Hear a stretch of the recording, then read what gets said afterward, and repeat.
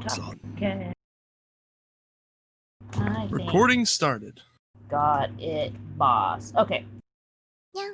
Hey, everybody. Welcome to our post show.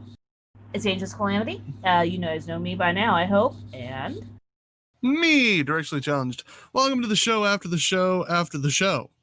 after the show, indeed. If you look a little different, look, don't worry about it. We're totally not having to re-record because of some technical difficulties, and our special guest technical difficulties. But today we're talking about the movie we watched in Anime Club, which was Lou Over the Wall.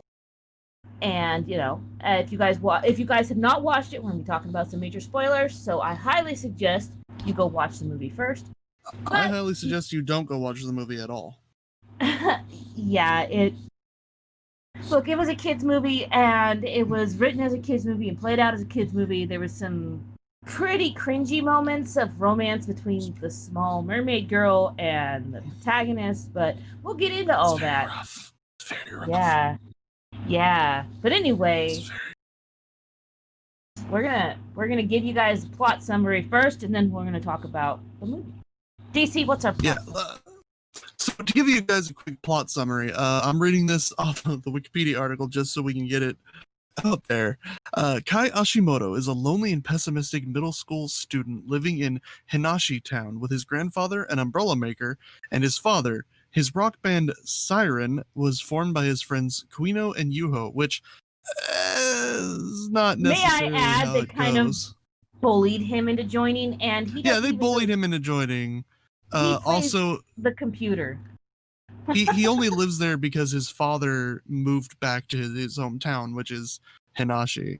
But one day, Kai explores Merfolk Island and meets Lou. Again, pretty much what happens is his friends force him to go to Merfolk Island, and they play a song, and they meet Lou. The music beat allows her fish fin to transform into a pair of human legs. Very weird. The two strike up a friendship, and Kai learns that Lou cannot touch sunlight or she will burst into flames. When Kai accidentally reveals the secret of the merfolk to the townspeople, Lou's love and power of music makes them dance around town. Okay. Despite Kai's selfishness... Yeah, Lou's love. Hold on. Kai isn't selfish about this at all. He just doesn't want anyone to know about Lou because of the town and its... all of hatred of mermaid and merfolk. Says that the merfolk people are evil and bad and they eat you. Yeah, so he's not really selfish, but he's just like, this is not a good idea. But God, Kai, how could you be so selfish and not wanting your mermaid friend to be killed? God. Yeah. Who knows? Be more selfless. Think of others for once. Think about what we want, Kai. We want to kill a mermaid. So be friends with it so we can kill it. Come on, it's not that hard. So videos of Lou go viral. And she becomes a celebrity. Inspired by her popularity, Yuho's grandfather, Doug Dimmadome, owner of the Dimsdale Dimmadome, reopens an old merfolk-themed amusement park. Again, Doug Dimmadome. Like. It is literally, he's actually, I made a merfolk-themed theme park. It's like, Grandpa, everyone hates mermaids. I know, I thought it'd be a great idea. So, Kai becomes disinterested in the band and begins to ignore Lou. Siren plays the park's opening, but after Lou arrives and steals the show, Yuho becomes upset and runs away because she realized that everyone wanted to see a mermaid and not her. That's not entirely what happened. The Yuho gets upset and runs away. But Kai does not become disinterested. He does, once again, it's back to the fact that he doesn't think they should make it popularized. He doesn't want to out the little cute mermaid girl. Because he's in love with. Yeah, he's in love with. So then that's why he's just like, no thanks.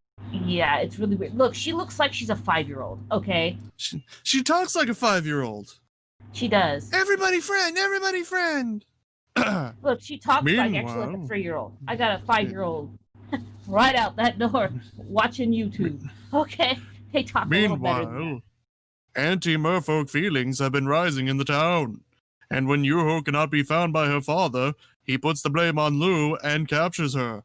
As he threatens her with sunlight, Lu's father comes to save her, which triggers a curse that begins to flood the town.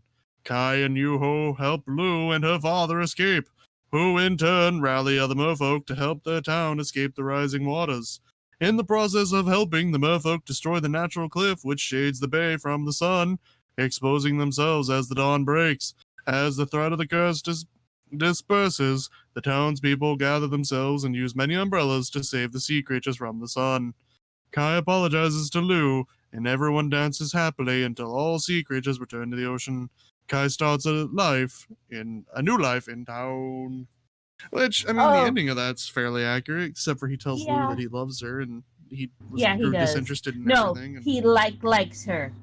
Just like, because they went on a walk because he had to play music, she got legs, and they went on a walk, and she also raided the animal shelter and bit all the dogs. Turned all the dogs into mermaids. Yeah. Mermaid dogs. And like, okay, Kai's grandpa, his mom was eaten by a mermaid. You find out at the end of the movie that she was actually drowning under. She turned into a mermaid. She was drowning, and one of the merfolk came bit her, and she turned into a mermaid because apparently zombie rules with these mermaids. I guess it's literally zombie rules. They turn whoever they bite into a mermaid. Well, no, because we had Kai's father there. We saw Daddy Shark doo. We saw him first come out of the water, and but he bit the fish to process them, but they were all pretty much turned into the undead. Even after they were filleted and deboned, their bones were hopping around town. Their bones. Yeah. I don't like this movie in any way, shape, or form. It's really creepy, the romance between Kai and the little girl mermaid, which I don't think should have been a thing at all. No, friendship for sure. But okay, the reason why the romance started is because she dove him under the water at one point to see what she sees, I guess. And that was before. The romance started before that. Yeah, that's true. But she kept kissing him to give him oxygen. Yeah, and he kept being like, bah. Which technically, if she was breathing through gills, then only water would have been coming out of her mouth because the gills filter out the oxygen. But logic doesn't matter in this world. Look. Yeah, you're right. But and honestly, my biggest complaint, aside from the romance thing about this movie, was the drastic visual style changes. Oh, God, the artwork. Any of those, the main style was not to my liking. It was very childlike, but it was not awful. The colors were bright. Lou had a mouth from here to here, big old. But she looks like she looks like something you would see in a creepypasta. Yes. Because she's got the water hair with fish in it and stuff. Yeah, I don't know, but it was the fact that during certain sequences the animation style would completely change, whether it just go to a bunch of moving shapes. It felt like those old cartoons from the 60s, where stuff just got weird. Yeah, you know what I mean? Yeah, it was I would expect that maybe if a character was having some sort of mind-altering experience, drugs or alcohol or whatever. Yes. But not just very much. Because I know they use it as a storytelling tool to emphasize a moment or show the difference between a memory and real life, but that change in art style they did, but then there was just the changes when they would dance and other stuff. It just got so stretchy. Everyone's legs became rubber. Yeah, it was very creepy. Old cartoon weird. Style.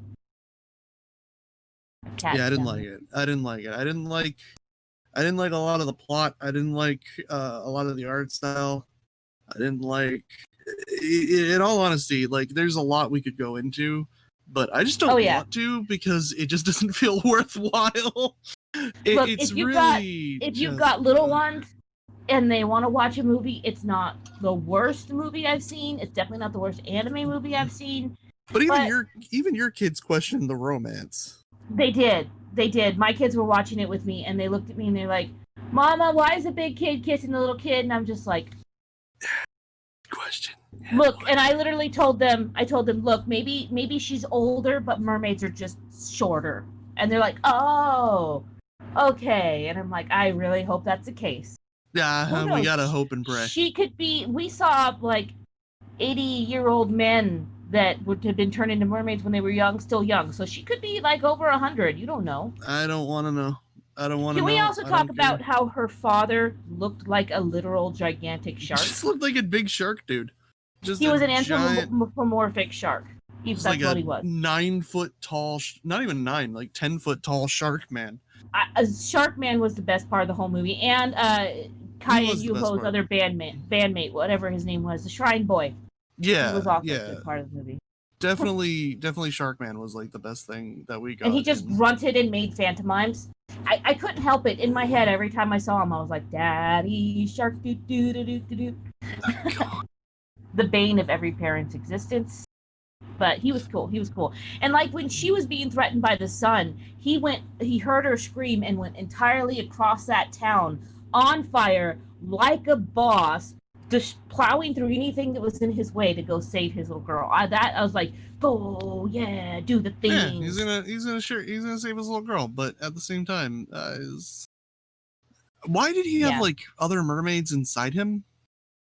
Yeah, I thought it was the dogs peeking through his body, and I'm like, why the dogs talking? And I was like, wait, those aren't the dogs, because the dogs. And that's never explained or I think addressed. He's probably a god. Honestly, I think he's some sort of form of some god that we don't know, or spirit that we don't know.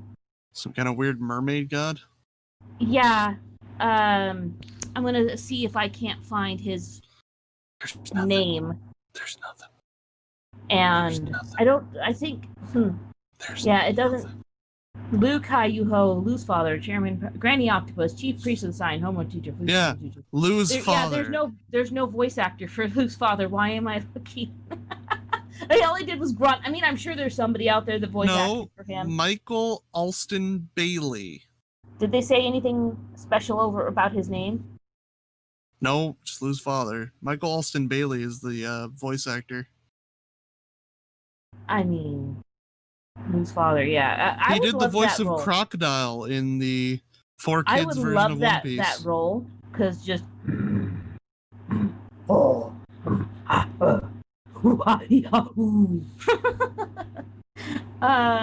but yeah, he's a thing. He wore like a little mustache, you know. It's cute. Yeah. And then he smiled, and there's just nothing but teeth from here to here. Because he was a shark. Yeah, you're right. But of course I'm right. There was times when the animation style made him look fluid, and it was very. I didn't like it. It was unsettling, really. No, it was really bad. Yeah, no, I definitely not a movie I recommend watching. Even little kids. It's just there's better little kid movies. There really is, but honestly, it's not awful. Just the romance. It's awful. Part. It's awful. Not to mention, she kidnaps all the dogs out of the dog shelter in town and turns them all. And she forcibly turns them all into merdogs, which, not exactly what I would recommend. But no. and then there was like Kai had this little ukulele. And he shredded it.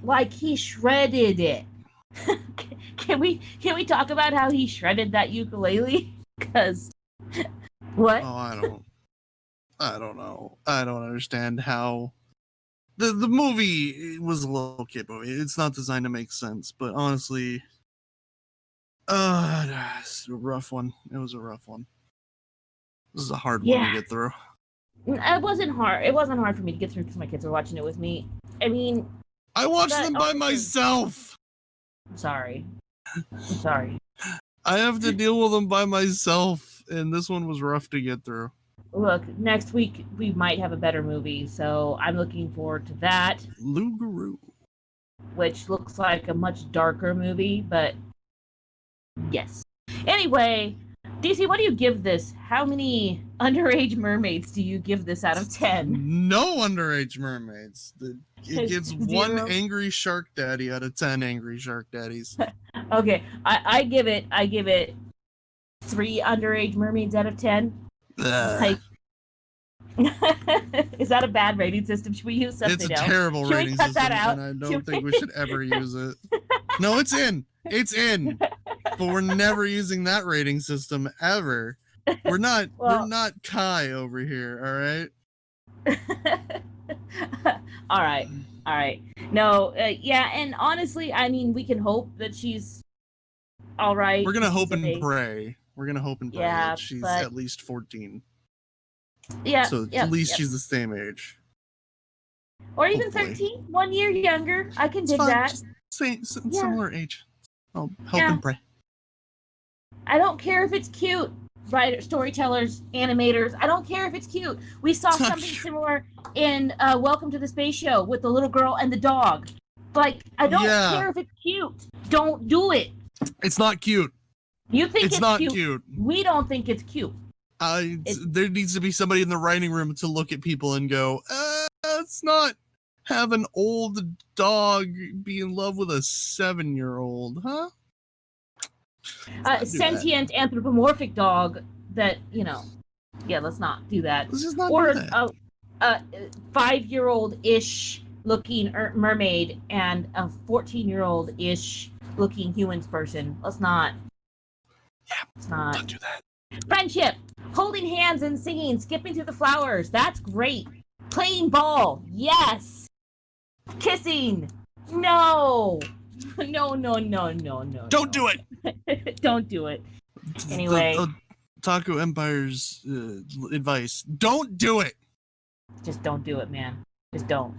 Leave it alone. Just don't touch it. Bad touch. But I need an adult. Yeah. I mean, Daddy Shark should have intervened a long time ago. Daddy Shark needed to step up and talk to Kai about some shit.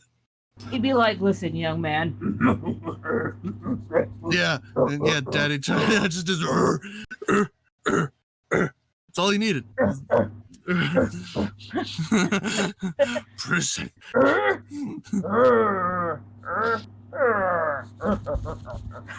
mean, what else are you gonna do? Vague grunts and X. Yes. No, not allowed. Bad touch. Oh, anyway. All right, I think we can wrap it up here. There, yeah. Final thoughts, DC? You got any of those? Fuck this movie. That's right. We can do swores. We can do swores in this now. one. Yeah, I'm kind of. This movie kind of fucking sucks. I mean, I gave it. I said it wasn't that bad, but it was still pretty bad. Worst part is we've had time to sit and stew on it, and I hate it more. Oh, guess what, DC? We're gonna watch it again for an in-depth review. Next time. I'm just kidding. I'm not gonna do that. I will be like, all right, have fun with that episode, Angels. I will sit here and go, I'll just listen.